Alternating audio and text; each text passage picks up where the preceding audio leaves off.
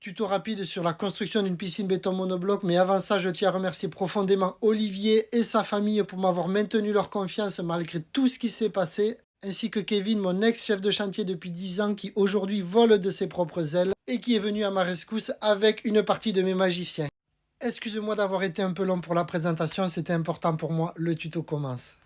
Pour le fond, un sol compacté, une bâche sous dallage, un béton de propreté, une première rangée de titan bloc, un double ferraillage avec du ST25 diamètre 7 et des poteaux diamètre 10 pour séparer les deux nappes. Des équerres pour relier le fond et les parois car le mur est construit avec des blocs à bancher de 27 et deux tors de 10 par rangée.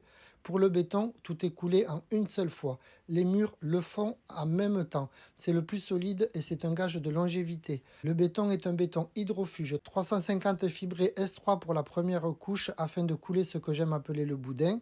Une base solide sur tout le pourtour bas du bassin afin de bien boucher les titans blocs. Puis on prend du S4 pour les parois et le reste du fond, sans oublier de vibrer à l'aiguille vibrante. Après le séchage, l'enduit de redressage vient parfaire le tout, suivi par la pose des bandes d'étanchéité sous carrelage dans tous les angles entrant et sortant du bassin. Elle sécurise les points sujets à la pression et à la contre-pression.